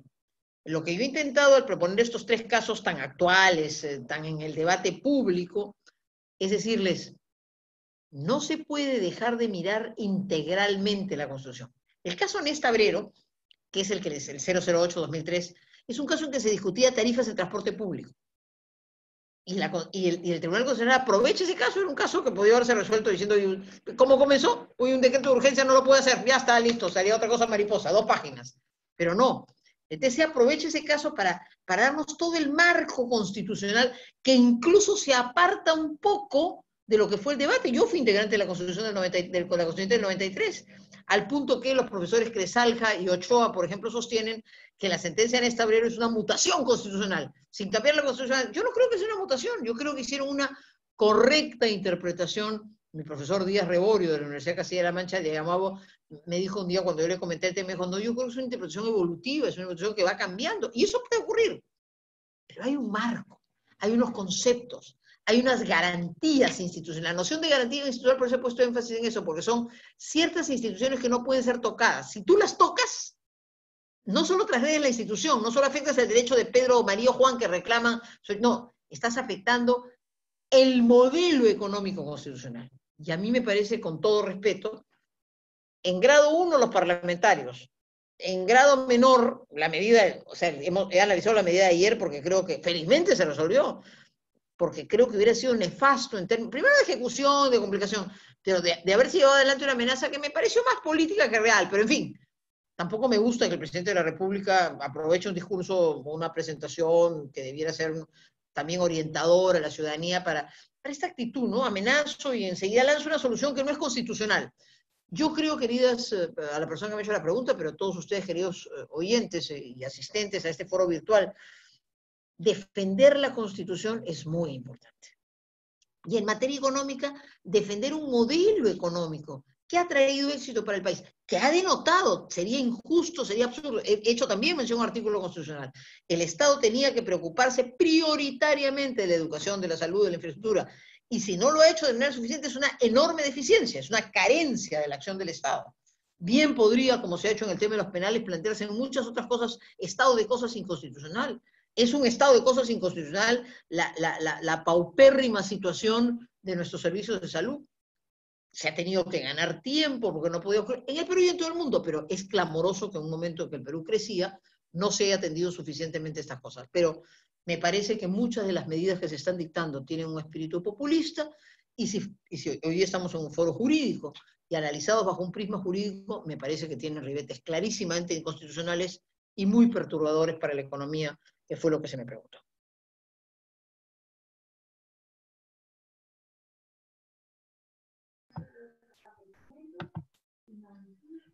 La siguiente pregunta es, según su opinión, doctora, ¿considera que el principio de subsidiariedad del Estado es un modelo autoritario de constitucionalismo económico en virtud de lo afirmado por el doctor César Ochoa en su obra Bases Fundamentales de la Constitución Económica de 1993? Ok, no creo que sea un tema. César Ochoa es mi compañero de clase, éramos compañeros de carpeta en la universidad, le tengo un cariño enorme, Él evolucionó también bastante, era bien rojillo en la universidad, y después ya trabajó con Baldo Cresarge este texto. No, yo no creo. A ver, en América Latina hay dos constituciones que consagran claramente, que consagran de alguna manera el principio de subsidiariedad. La más radical es la chilena, que tiene un artículo expreso, ¿no es cierto?, sobre la subsidiariedad. Claro, es una cuestión heredada del pinochetismo, ¿no? Antes de la pandemia, como consecuencia de una serie de problemas, también fruto de un modelo económico que no ha contemplado la mayor equidad, etcétera, etcétera, que en su aplicación no siempre ha logrado la equidad deseada, o que incluso una clase media que logra más bienestar también se da cuenta que el modelo tiene imperfecciones. Se planteó incluso, Sebastián Piñeras planteó la necesidad de una reforma constitucional. Ha quedado todo esto un poco en el aire, pero Chile se encaminaba hacia la reforma y estoy segura que el artículo chileno que hablaba de la subsidiariedad hubiera quedado de lado. Nosotros tenemos el artículo 60, ¿no es cierto? O sea, tenemos un artículo, perdón, el 60 es el que habla del rol del Estado, y tenemos el artículo que específicamente dice el artículo 60, ¿no? Que el Estado puede realizar subsidiariamente actividad empresarial solo por razón de alto interés público o de manifiesta conveniencia nacional y autorizado por ley. Es verdad, lo reconozco, el artículo 60 es una reacción frente a un Estado enormemente intervencionista que hemos tenido en la economía. Yo creo que no. Autoritario creo que no lo es, de ninguna manera. Creo que es sano. Yo creo en el marco constitucional en el sentido que plantea el artículo 58. O sea, un Estado, en una economía en que se parte como la peruana, que la libertad económica, que la iniciativa privada es libre, que es el motor del desarrollo, pero que el Estado tiene un papel que cumplir y se le dice, oye Estado, ocúpate, miren, nada menos que de la promoción del empleo. O sea, da las reglas para que el sector privado genere empleo, y si acaso con la obra pública, con la inversión pública también lo hace, magnífico. Ocúpate de la salud, ocúpate de la educación, ocúpate de la seguridad, ocúpate de los servicios públicos, ocúpate de la infraestructura. Se están ocupando de lo más elemental de nuestras vidas. Y entonces, si los recursos públicos se destinan eficientemente a ese propósito, y no nos enredamos en fórmulas burocráticas complejas que encarecen, por supuesto, actos de corrupción, que encarecen y que hacen que los recursos públicos, que siempre son insuficientes en un país de enormes carencias, se destinen adecuadamente. Si el Estado se ocupa de las zonas geográficas a las que la empresa privada no llega, porque no resulta rentable, porque no es posible, si atiende las fronteras, si atiende las zonas más apartadas del Perú, es un Estado que está usando nuestros recursos, los recursos de todos los peruanos, los impuestos que captamos insuficientemente por una altísima informalidad, en atender lo que son sus deberes. Pero si además quiere ocuparse de las minas, a ver, vamos a poner el ejemplo de las clínicas por un minuto e imaginar que alguna mente estatista hubiera dicho, estos señores de las clínicas privadas son unos sinvergüenzas, están lucrando, voy a tomar control. Les pregunto solamente por sentido de lógica, con el enorme esfuerzo, con el heroicismo de los médicos peruanos, de las enfermeras peruanas, en condiciones que hemos visto por la televisión paupérrimas, estoy hablando de hospitales de segundo o de tercer grado, ¿no? Porque las postas se cerraron, en fin, imagínense ustedes, eso mismo pues es cero, no existe en una comunidad nativa peruana o en la ribera de un río, ¿no es cierto? No existe. Estoy hablando de lo que se supone que es lo más especializado en la infraestructura pública en materia de salud, los hospitales públicos. Y hemos visto las enormes carencias. Ah, no, además quiero ocuparme de la clínica San Felipe, y de la Ricardo Palma, y de la clínica Miraflores en Piura, y de la clínica X en Arequipa. ¿Tiene ese Estado capacidad de hacerlo? ¿Es esa la respuesta lógica? Entonces, yo creo que el principio de subsidiariedad es lo que ordena. Pero déjenme decirles que es un principio de ordenamiento social, no es solo económico. Eso mismo que decimos de la economía vale para muchos otros temas. Vale para la salud, vale para la educación, vale para el respeto a la familia. Ustedes están siendo formadas en la UNIFE. Es una universidad con un bagaje, con una fuente de inspiración y de formación humanista, católica, extraordinaria. La defensa de la familia, por ejemplo, es una cuestión fundamental. Y eso es el principio de subsidiariedad. Nadie puede sustituir a los padres en la educación de los hijos. Y con eso no quiero decir que no tenga que haber educación privada y pública actual del siglo XXI, ¿no es cierto? Aún el padre más preparado no es un profesional de educación, o sea, ese padre tiene que entregarle a unos profesionales la educación de sus hijos, pero la labor formativa de la familia es insustituible. Y eso es el principio de subsidiariedad. Deja que el padre de familia, deja que la educación de la familia no sea sustituida por otras instituciones. Permite que los socialcristianos le llamamos eso la soberanía de la familia, que rija la soberanía de la familia, pero no por una cuatería, por una razón de índole humana, porque nadie aprende a relacionarse mejor que aquel que se relacione con sus padres, con sus hermanos. Hoy tenemos, yo ya no los tengo vivos, pero mientras más jóvenes son, la fortuna de poder tener incluso 2 o 3 y hasta 3 generaciones a veces, ¿no es cierto?, por la mayor longevidad de la vida y por la mayor juventud con la que se forman las familias. Entonces, eso es el principio de subsidiariedad. En lo político, deberíamos tener unas municipalidades muy fuertes, deberíamos tener unos gobiernos regionales eficientes, para que no sea el presidente de la República el que tiene que inaugurar todos los puentes y todos los parques en cada pueblo del Perú. No funciona la cosa bien, tenemos mucha corrupción, tenemos municipios muy débiles, no tenemos una administración pública local y regional, pero ese es el principio de subsidiariedad.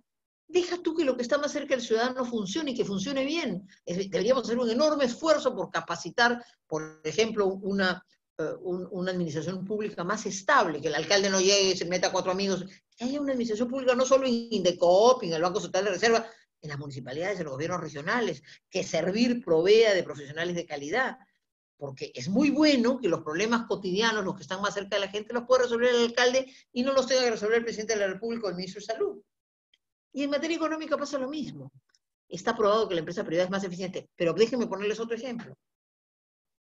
En el centro del debate, y estoy hablando de la subsidiariedad, y ahí hasta se creyó usar bien la subsidiariedad, pero no se ha usado suficientemente, se necesitaba repartir alimentos. Entonces dijo, oye, 1.900 municipalidades, vayan y compran, cada uno compra, en fin, vayan, ya uno a ver qué se ha ido. Pero quizás ahí hubiera sido más útil contar con el apoyo de las iglesias, que tienen una llegada organizada, de las propias Fuerzas Armadas, o de sectores privados que tienen un conocimiento, a ver, no es propaganda de ninguna empresa, pero una lata de leche Gloria llega al último villorro del Perú. Ya, una chela, una cervecita, ¿no es cierto? Llega al último villorro del Perú. ¿Qué más les puedo decir? Una gaseosa, una Inca Kola, al último rincón del Perú. Un chocolate. O sea, hay empresas que tienen unos niveles de distribución hechos a lo largo del tiempo, pero extraordinarios. Entonces, en el pueblo más apartado del Perú, un chocolatito sublime, encuentras pues en una bodeguita. Quiere decir que había una capacidad de distribución logística muy bien preparada, que podía en una circunstancia como esta haber sido más útil. Unida al ejército y a la iglesia, probablemente hubiéramos eliminado las aglomeraciones de la gente que salía a cobrar el bono al Banco de la Nación. ¿Me explico? El principio de subsidiariedad es un principio de ordenamiento social, económico, político, que es muy sabio. Deja que el ser humano use lo que tiene más cerca. Yo creo que en materia económica la iniciativa privada es la eficiencia. Y eso no quiere decir un Estado mínimo, ¿eh? Un Estado que se ocupe de la educación, de la salud, de la infraestructura, de los servicios públicos, de la producción de empleo, es un Estado muy poderoso. Y yo creo que en nuestra economía social de mercado no tenemos ese Estado eficiente y poderoso. Y en cambio tenemos un Estado que se quiere meter en todo. Aún en esta circunstancia, en que las libertades tenían que ser limitadas inicialmente, en mi concepto el Estado ha perdido energía en procurar regular cada ápice de nuestras vidas, sin tener en cuenta la enorme informalidad, pero aún el sector formal. Hoy usted no puede ir en su carro, no puede caminar sin una persona. Hoy usted, una pareja vive en el mismo cuarto y convive y duerme en la misma cama, pero no pueden ir a comprar juntos al mercado. Entonces, se ha regulado la vida de una manera tan minuciosa y tan reglamentarista, tan intervencionista, que yo creo que se ha perdido la dimensión. Un Estado eficiente no se ocupa de eso y se ocupa de lo fundamental. Se concentra en los mercados que son aglomeraciones, en el sitio cual que está creciendo la pandemia. El Estado asume cuáles son sus tareas y confía más en la libertad. Así que yo no creo que sea un principio autoritario, por el contrario, creo que es un principio de ordenamiento muy sano de la economía. El padre Utz, que es un teórico alemán que escribió un libro que se llama La cuestión social, dice que el principio de solidaridad tiene un lado pasivo y un lado activo. Es decir, hay un reconocimiento de las libertades y lo que les corresponde hacer a los órganos intermedios, pero hay un lado activo. Cuando esto falla, hay un Estado que actúa. Pero no es el Estado el que suple, no es el Estado el que reemplaza, es el Estado que complementa o el Estado que actúa allí donde ese sector privado, esa empresa privada, esa familia, ese municipio no pueden llegar. Es un concepto de ordenamiento, en mi concepto, sabio de la vida en sociedad.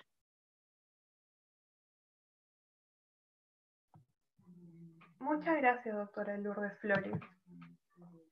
La siguiente pregunta es, a propósito de este tema, ¿hasta qué punto el Estado puede planificar o actuar como empresario en el marco de la subsidiariedad que establece la Constitución? La aspiración, el mandato constitucional es a que no lo haga, salvo que por una ley expresa se considere que es, y fíjense, los términos son bien, bien restrictivos, ¿no? Se considera que sea de alto interés público o de manifiesta conveniencia nacional. El Estado ha fracasado como empresario, en general. Yo creo que ha fracasado como empresario. No lo ha hecho bien. En la década de los 70, que fue el proceso de la etapa de expansión del Estado empresario, tuvimos un endeudamiento público enorme, gastamos recursos públicos de una manera bárbara y la empresa perdió dinamismo. La privatización, que puede tener cosas muy buenas y tiene aspectos cuestionables, sin duda alguna, ha permitido que muchas carencias que venían de la actividad estatal sean suplidas. Conseguir un teléfono en el Perú de los 80 o de los 70 era esperar 2 o 3 años y pagar una cantidad enorme. Hoy día, ¿no es cierto?, tener un teléfono es nada, es ir y conseguirlo.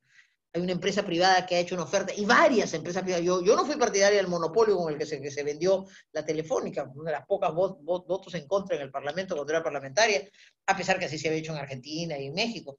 Pero luego vino la competencia y entonces hay un servicio.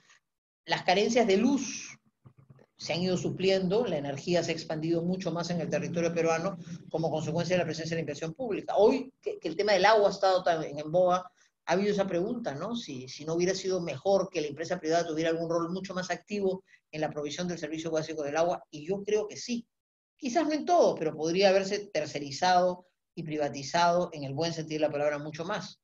Entonces, en mi concepto, el Estado empresario succiona recursos, destina energía y capacidades para lo que más bien tiene que concentrarse en sus funciones básicas. Un Estado que se dedique a que la salud pública no esté en las condiciones en que está actualmente. Un Estado a que, advirtiendo las necesidades de la educación del siglo XXI, ponga en marcha los programas necesarios. Se ha improvisado por la necesidad un sistema de educación virtual o digital. Yo no digo que los niños deban volver al colegio y que enhorabuena que pueda hacer eso gradualmente, porque el contacto humano es fundamental, pero ¿cuánto se podría hacer con sistemas muy bien organizados o muy bien pensados de educación a distancia que pudieran complementar la educación presencial de manera inteligente y muy buena? En fin, entonces, ni qué decir en infraestructura. Ahora, si en infraestructura nos seguimos enredando, los procesos están revesados y no vamos, el modelo de los panamericanos ha sido muy, muy elocuente, ¿verdad? Que recurriendo a un Estado, hoy se pretende hacer eso en la reconstrucción del norte, y hay quienes critican este convenio que se ha firmado con Inglaterra. Yo no lo creo, con Gran Bretaña. Yo creo que está bien. Si hay empresas especializadas bajo un modelo contractual más sencillo, más dinámico, de mejor ejecución, pueden llevar adelante en el corto plazo una obra pública que está tardando demasiado y que ha colocado al norte muy limitado en sus capacidades, enhorabuena. Y si eso viene asesorado por unos modelos de contratación, que fue lo que se aplicó en los panamericanos y que ahora los ingleses podrían aportar también para la reconstrucción del norte, en mi concepto, enhorabuena. Creo que son formas, y así pueden haber determinadas circunstancias de cosas muy especializadas en las que la búsqueda de una relación internacional, un convenio gobierno a gobierno, puede darle más transparencia a los temas. Entonces, yo creo que el Estado empresario es innecesario. Creo que el Estado empresario succiona, extrae un montón de dinero de la economía y no va a ser nunca más eficiente que la empresa privada.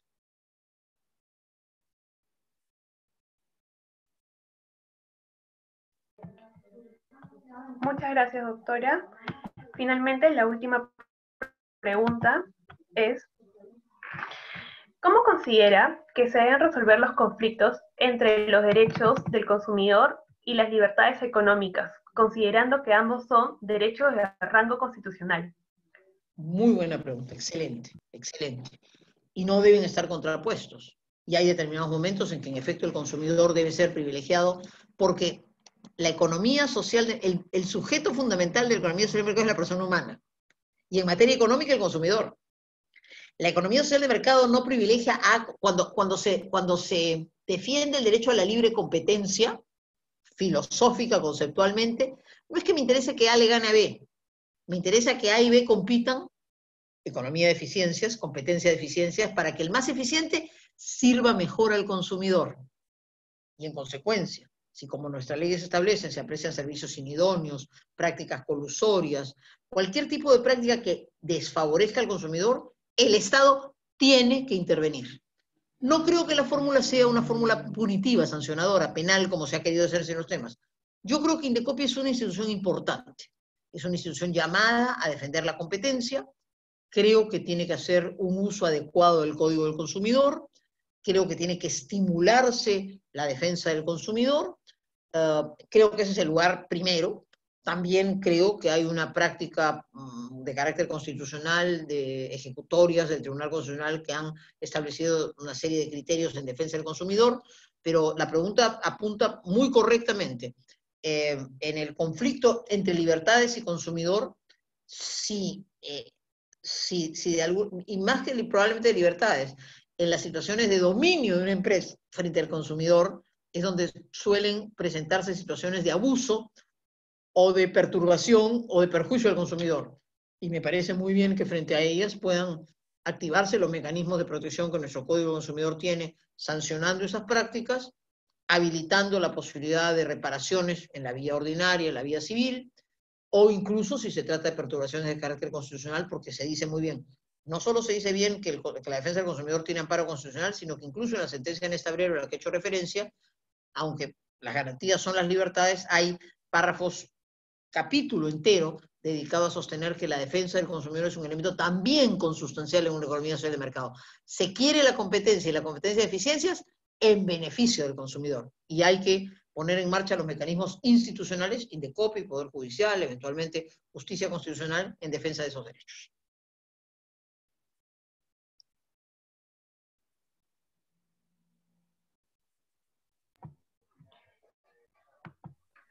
Reiteramos nuestro agradecimiento a la doctora Lourdes Flores Nano por aceptar amablemente nuestra invitación y esperamos poder contar con su presencia en alguna próxima oportunidad. Al contrario, a ustedes muchísimas gracias. Ha sido gratísimo poder tener este diálogo. Le reitero mi agradecimiento a la doctora Mesa por sus brillantes comentarios y apreciaciones y las preguntas tan interesantes. Y me he sentido muy a gusto, los felicito. Creo que el centro ha hecho esta semana una tarea docente fundamental y me tienen a sus órdenes. Con el mayor gusto. Muchísimas gracias. Muchas gracias. De esta manera, buenas noches. De esta manera hemos culminado con la quinta y última sesión de nuestro seminario virtual Checks and Balances, Controles y Equilibrio en el Estado Constitucional. SEDEC agradece la presencia de todos ustedes quienes nos han acompañado en estas 5 sesiones de reflexión, discusión y aprendizaje a través de Zoom y Facebook Live. Nuestro segundo aniversario no ha podido ser celebrado de la mejor manera. Estén atentos a nuestras redes que vienen nuevos proyectos. Muchas gracias y buenas noches.